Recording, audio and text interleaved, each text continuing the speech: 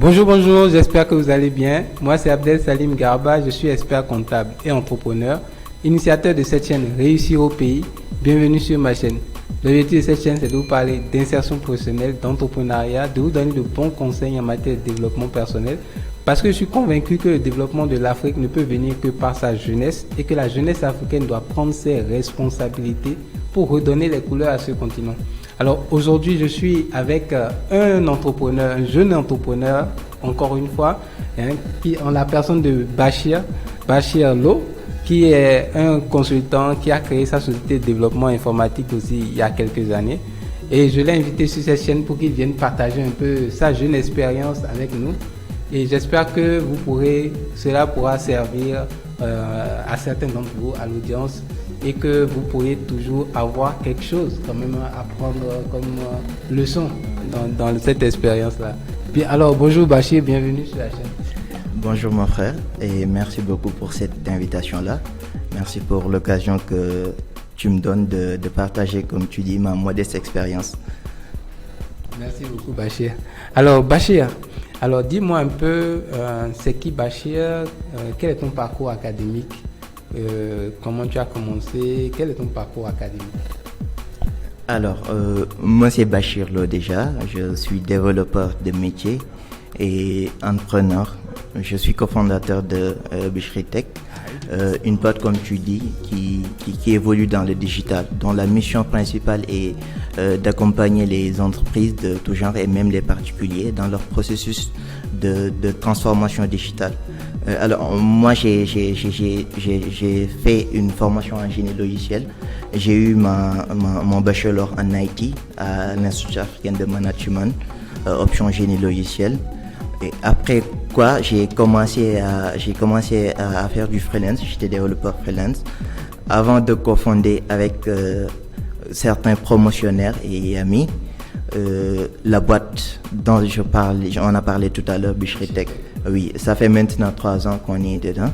Et cette année, je suis en train de faire un master aussi en Big Data, toujours à l'IAM. Okay. Donc, en fait, tu es déjà entrepreneur, tu as étudié, tu as fini ton master et là, maintenant, tu mets à jour encore de nouvelles compétences dans ton pipeline, en fait, pour offrir de nouveaux services. Est-ce que tu comprends? Bah oui, c'est un peu ça. Comme dans le domaine déjà du digital, les choses évoluent vite. On se forme, on continue de se former. Et l'entrepreneuriat, c'est aussi ça. C'est apprendre toujours et toujours. Et du coup, on n'arrête jamais d'apprendre. Même au moment où on n'était pas à l'école, on continuait quand même d'apprendre. Alors, merci beaucoup Bachir. Dis-moi, qu'est-ce qui t'a... disons à quel âge tu as commencé à entreprendre? Parce que tu as à être freelance. Et qu'est-ce qui t'a poussé à être freelance? Qu'est-ce qui t'a poussé à entreprendre en fait? Alors, moi je disais que c'était une passion. Je savais que c'était ce que je devais faire. Avant même d'avoir compris ce que c'était vraiment, je savais que j'allais en prendre. Je savais que c'est ce que j'aimais faire. Ce qui a fait que quand j'ai fini mes études, sur le coup je peux peut-être pas, mais j'ai commencé, comme je dis, à être freelance. Là, j'avais quoi? Je devais avoir 22 ans, oui. J'avais 22 ans au temps quand j'ai commencé. Et j'ai commencé comme ça. Après, comme on dit, seul on va plus vite, mais ensemble on va plus loin. Du coup, je me suis dit pourquoi pas pousser l'expérience. Voilà, pousser l'expérience. C'est là qu'est venue l'idée de m'associer avec d'autres qui sont dans le domaine. Certains sont développeurs. Nous avons aussi un infographe dans notre équipe. Je salue mon équipe de passage. C'est là voilà qu'on a commencé à être dans Bichri Tech. Maintenant, ça fait, comme je dis, 3 ans qu'on le fait. Je dis que c'est la passion qui m'a poussé à entreprendre. Oui, si c'est ça la question. Ok, donc en fait, toi tu étais déjà passionné, tu voulais déjà créer, en fait, offrir des services à des clients.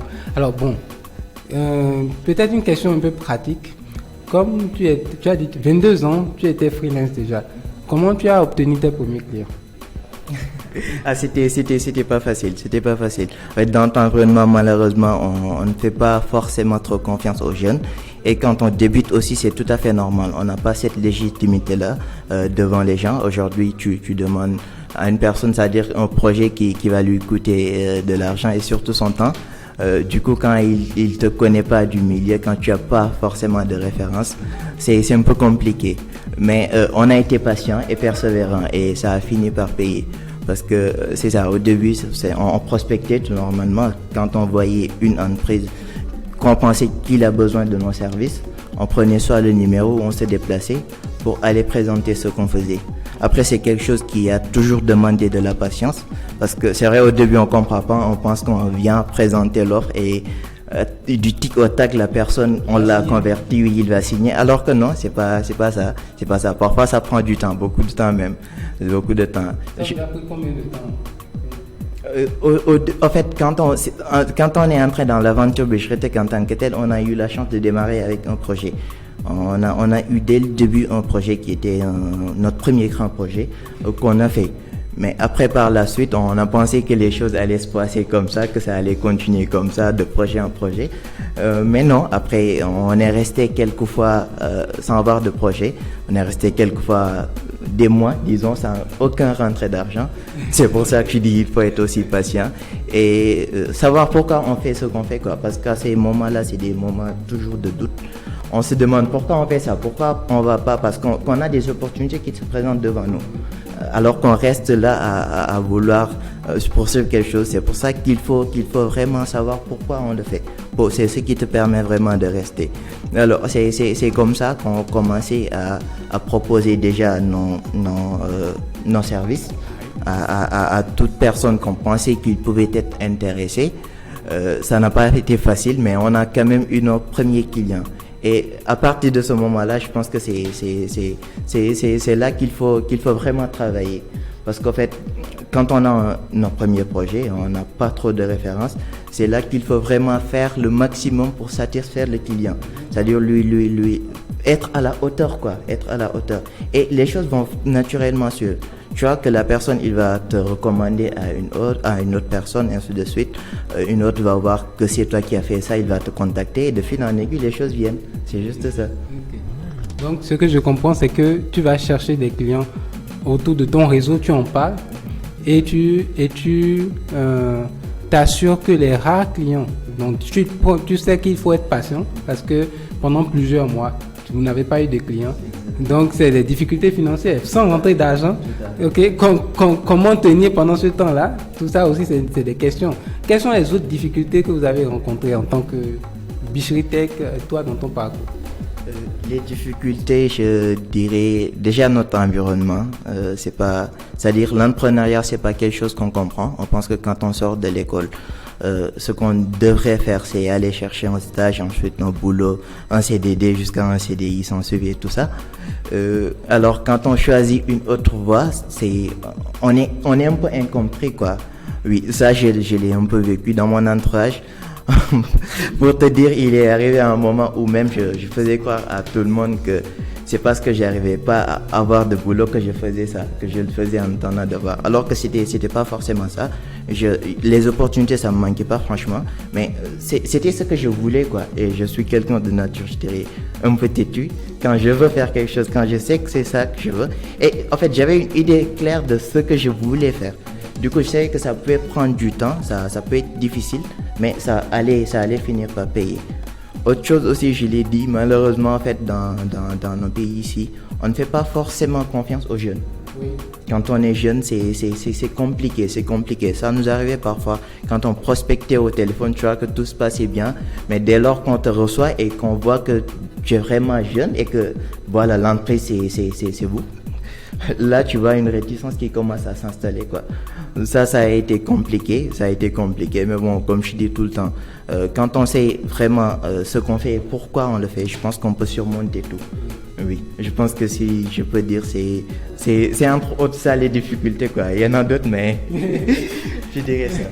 Alors, c'est intéressant. Et aujourd'hui, quels sont les services que Bichri-Tech offre aujourd'hui aux entreprises? D'accord. En fait, notre cœur de métier, c'est le développement d'applications. Nous faisons du web et du mobile. Nous proposons des services de développement web et mobile. Nous éditons aussi des logiciels que nous proposons à la clientèle. Je prends l'exemple de Contel, l'application de comptabilité que tu connais d'ailleurs, qu'on propose aux PME. Nous faisons à part ça du marketing digital, de la conception graphique et de la maintenance et réseau informatique. Ok. Et aujourd'hui, après 3 ans plus ou moins d'activité, vous êtes à peu près à combien de clients aujourd'hui? Pour montrer un peu l'évolution, puisque vous êtes parti d'un client, un projet. 3 ans après aujourd'hui, vous êtes à combien de clients aujourd'hui par an? Je n'ai pas forcément le bon chiffre en tête, mais je sais que jusque-là, on a servi plus d'une vingtaine de clients. Oui, ici au Sénégal et un peu partout dans le monde. Donc, vous développez même des solutions même à des entreprises étrangères. Vous êtes dans quel pays en dehors de ça? Tout à fait. Parce que bon, l'informatique, le digital, c'est un peu ça. On a comme marché le monde. On n'est pas obligé de se limiter. Je prends juste l'exemple d'un projet qu'on vient de finir, qui devrait être lancé dans les jours à venir, 8 kilos. Le client, il est en France, il est basé en France. Il nous a contacté depuis là-bas et on mène le projet. Ça fait plusieurs mois qu'on a travaillé sur le projet, qu'on a terminé, il l'a lancé, on s'est jamais vu. Du coup, on n'a pas forcément cette barrière, quoi. Quand on entreprend dans le domaine du digital, on a cette chance-là. Notre marché, c'est le monde, quoi. Donc déjà, tu confirmes qu'il y a une opportunité à entreprendre dans le digital et qu'il faut la saisir. Donc aujourd'hui, selon toi, quelles sont les opportunités que tu peux par exemple proposer aux jeunes qui ont envie de se lancer dans le digital en termes entrepreneurial? Aujourd'hui, qu'est-ce que tu peux leur proposer, en fait, leur conseiller comme opportunité, comme secteur dans le digital dans lequel ils peuvent entreprendre, essayer d'imaginer un peu quels services ils peuvent proposer dans le digital pour justement commencer à faire des choses pour des petits pas pour se lancer. Parfaitement. Des opportunités, il y en a. Il y a le développement qui est quand même déjà là, on dit qu'on n'a pas assez de ressources en développement. Du coup, tout jeune qui peut se former en développement, moi je le conseille de le faire. Même si c'est pas forcément après pour proposer des services, ça peut lui servir à lui-même. Oui, et on a tendance à penser que c'est compliqué, mais non, c'est juste un travail que ça nécessite. Le marketing digital aussi est très tendance et très à la mode, et les entreprises ont de plus en plus besoin de ça. Et quand je parle de se lancer là-dessus, je parle de se former réellement, parce qu'en fait, malheureusement, c'est un domaine dont on pense souvent que, par exemple, quand on a un compte Facebook ou même une page, on se réclame community manager. Alors que c'est pas ça. Ce sont des métiers qui s'apprennent. Aujourd'hui, on a peut-être la chance déjà d'apprendre la plupart des choses sur le net. On a cette opportunité-là qu'il faut saisir. Il y a aussi plein d'écoles qui proposent des formations là-dessus. Du coup, donc, ce que je dirais à tout jeune qui voudrait se lancer dans le digital, c'est de se former, d'être bien dans ce qu'il fait et de proposer ses services. Tu as toujours trouvé des clients. Donc ça, c'est sûr. Merci beaucoup, Bachir. Vraiment, merci beaucoup pour le partage d'expérience, pour les conseils, hein. Surtout, je retiens que quand on veut entreprendre, il faut être patient. Il faut savoir que ça va prendre, qu'il y aura des difficultés, il faut être passionné par ce qu'on fait, ce qu'on a envie de faire. Il faut savoir exactement où on va. Et aujourd'hui aussi qu'il faut exploiter l'opportunité qu'est le digital, vraiment. Donc vraiment merci beaucoup pour cet échange, et j'espère que ce message quand même pourra servir à certains d'entre vous, que l'expérience que Bachir a partagée avec nous pourra vous intéresser et pourra vous servir d'une façon ou d'une autre. Et je vais laisser en description, en dessous de la description de la vidéo, les contacts de Bachir, de Bichri Tech, pour que si vous avez éventuellement besoin de ces services, vous puissiez le contacter. Nous, on travaille déjà avec lui, c'est un partenaire sûr, fiable.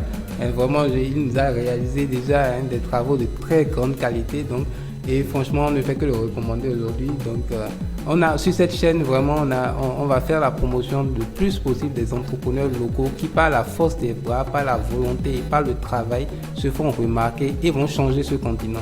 Et parce que nous sommes convaincus que le développement de ce continent ne peut venir que par une jeunesse africaine éveillée, réveillée et consciente et entreprenante. Merci beaucoup. J'espère que vous avez apprécié l'interview. Si c'est le cas, mettez un pouce et partagez à vos amis, vos frères, vos sœurs, vos jeunes frères et jeunes sœurs à qui ce message aussi également peut servir. Et abonnez-vous si ce n'est pas encore le cas. Et on se dit à demain pour une nouvelle vidéo. Merci encore, Bachir. Merci beaucoup Salim pour l'opportunité déjà. Vraiment ce que tu fais, moi je l'ai dit tout à l'heure, c'est une excellente chose. C'est-à-dire qu'on voit peut-être des gens qui le font sur YouTube et sur YouTube, mais on ne voit pas forcément, c'est-à-dire des profils auxquels s'identifier.